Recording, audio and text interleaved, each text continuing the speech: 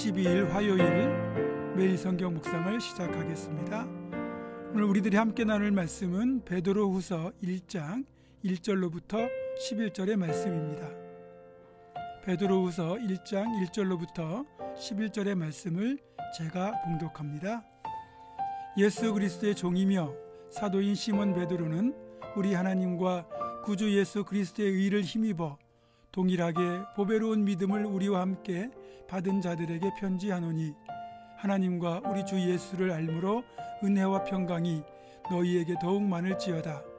그의 신기한 능력으로 생명과 경건에 속한 모든 것을 우리에게 주셨으니 이는 자기의 영광과 덕으로서 우리를 부르신 이를 알므로 말미암음이라. 이로써 그 보배롭고 지극히 큰 약속을 우리에게 주사 이 약속으로 말미암아 너희가 정욕 때문에 세상에서 썩어질 것을 피하여 신성한 성품에 참여하는 자가 되게 하려 하셨느니라. 그러므로 너희가 더욱 힘써 너희 믿음의 덕을, 덕의 지식을, 지식의 절제를, 절제의 인내를, 인내의 경건을, 경건의 형제 우애를, 형제 우애의 사랑을 더하라. 이런 것이 너희에게 있어 흡족한즉 너희로 우리 주 예수 그리스도를 알기에 게으르지 않고 열매 없는 자가 되지 않게 하려니와 이런 것이 없는 자는 맹인이라. 멀리 보지 못하고 그의 옛죄가 깨끗하게 된 것을 잊었느니라. 그러므로 형제들아 더욱 힘써 너희 부르심과 택하심을 굳게 하라. 너희가 이것을 행한즉 언제든지 실족하지 아니하리라. 이같이 하면 우리 주 곧 구주 예수 그리스도의 영원한 나라에 들어감을 넉넉히 너희에게 주시리라. 아멘. 오늘부터는 베드로 사도가 기록한 편지인 베드로후서를 묵상하도록 하겠습니다. 베드로 사도는 설명이 필요 없을 정도로 성경에서 많이 언급되고 알려진 인물입니다.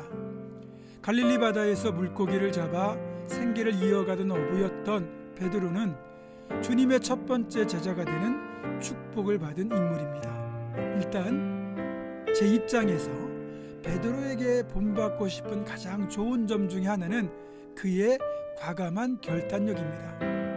갈릴리 바다에서 너는 나를 따라오라는 주님의 부르심, 이제부터는 사람을 낚는 어부가 되게 하겠다고 말씀하신 주님의 부르심에 즉각 배와 그물을 버려두고 주님을 따랐던 결코 쉽지 않은 결단을 했던 대단한 인물이기도 합니다.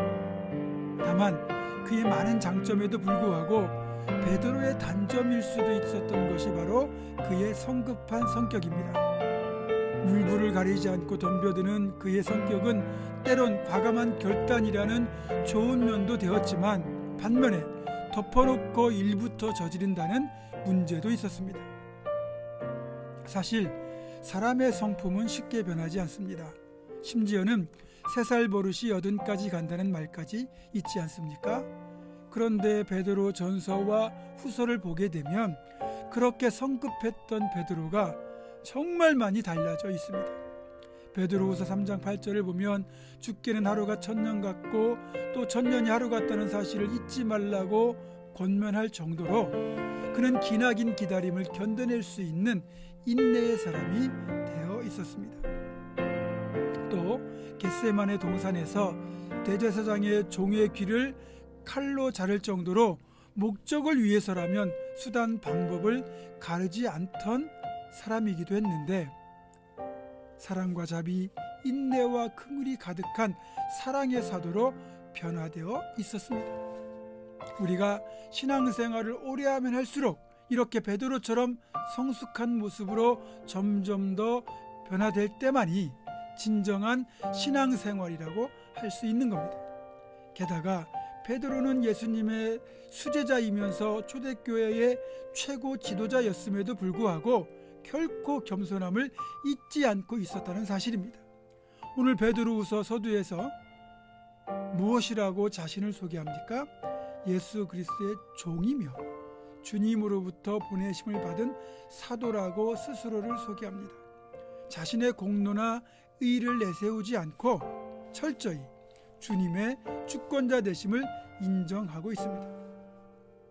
조금만 출세하고 조금만 성공하고 조금만 권력과 명예가 주어지면 여지없이 교만이라고 하는 고질병에 쉽게 걸리는 오늘날의 목회자들과는 달라도 정말 많이 다릅니다. 또한 다른 성도들도 동일하게 하나님과 주님의 은혜를 힘입어서 보배로운 믿음을 함께 받았다고 말하면서 구원에는 차별이 없고 공평하다는 사실을 분명히 밝히고 있습니다. 이렇게 우리 모두는 차별 없이 하나님의 은총과 십자가의 의를 통하여 구원받아 이제는 세상의 정욕을 버리고 하나님의 신성한 성품에 참여하는 자가 되었습니다. 따라서 앞으로도 우리가 계속해서 힘써야 될 사실 중에 하나, 사명 중에 하나는 계속해서 거룩을 유지하면서 하나님의 신성한 성품에 참여하는 일입니다. 그렇게 하기 위해서는 5절부터 7절에 이르는 베드로 사도의 권면을 귀 기울여 들어야 합니다. 우리가 더 힘써 믿음의 덕을, 덕의 지식을, 지식의 절제를, 절제의 인내를, 인내의 경건을, 경건의 형제 우애를, 형제 우애의 사랑을 더하는 것이 필요하다는 말입니다. 믿음이 있다고 해도 덕이 없으면 자칫 사람을 교만하게 만들고 다른 이들을 무시하게 됩니다. 그래서 믿음에는 반드시 덕이 더해져야만 흠모할 만한 아름답고 성숙한 믿음의 사람이 될 수 있습니다. 그렇지만 덕이 있는 사람도 지식이 없으면 그저 사람 좋은 것으로 그치고 맙니다. 지식이 있어야 다른 사람들을 옳은 길로 바르게 이끌 수 있는 리더가 될 수 있습니다. 그러나 요즘은 지식의 홍수 시대에 살고 있습니다. 따라서 날마다 쏟아지는 지식의 홍수 속에서 꼭 필요한 것만 취하고 쓸데없는 것은 과감히 버리는 절제가 필요합니다. 또한 경건의 모양은 있으나 경건의 능력은 사라진 시대가 되고 말았습니다. 경건의 능력을 잃어버린 지금 우리는 아무런 영향력도 발휘하지 못한 채 세상 속에서 이리 치이고 저리 치이는 신세가 되고 말았습니다. 또한 베드로 사도처럼 이제는 인내가 필요합니다. 경건도 회복되어야 하고 무엇보다 식어버린 사랑이 다시 회복되어야 되기에 이 시대의 형제 우애와 사랑은 필수적인 성도의 덕목입니다.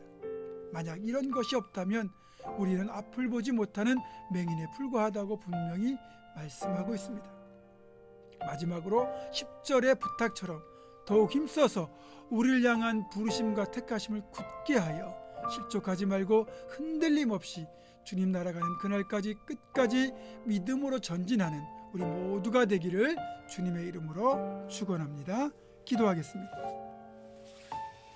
우리를 하나님의 거룩한 성품에 참여하게 하시려고 하나님의 자녀로 부르시고 구원하여 주신 하나님, 그 하나님의 부르심에 합당하게 우리 자신을 하나님 앞에 구별하여 이 땅의 삶을 절제하며 경건하게 살아가게 도와주시고 이 시대에 하나님의 영광을 드러내는 거룩한 성도의 삶을 살아낼 수 있도록 늘 우리와 함께하여 주시옵소서.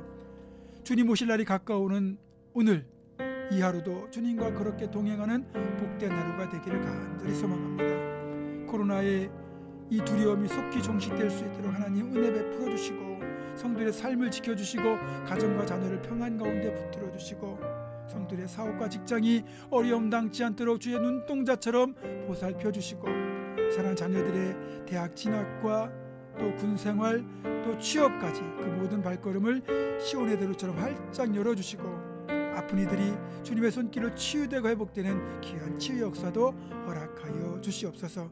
오늘 주님과 동행하는 복된 하루 되기를 간절히 소망하옵고 예수님의 이름으로 기도하오며 이제는 우리 주 예수 그리스도의 은혜와 하나님의 사랑과 성령의 교통하심이 주님 기뻐하시는 주님의 거룩한 성품에 동참하는 자가 될 것을 결단하는 사랑하는 모든 성도들 이들의 삶과 가정과 생업과 우리 교회에 지금부터 영원토록 함께 하시옵기를 간절히 축원하옵나이다.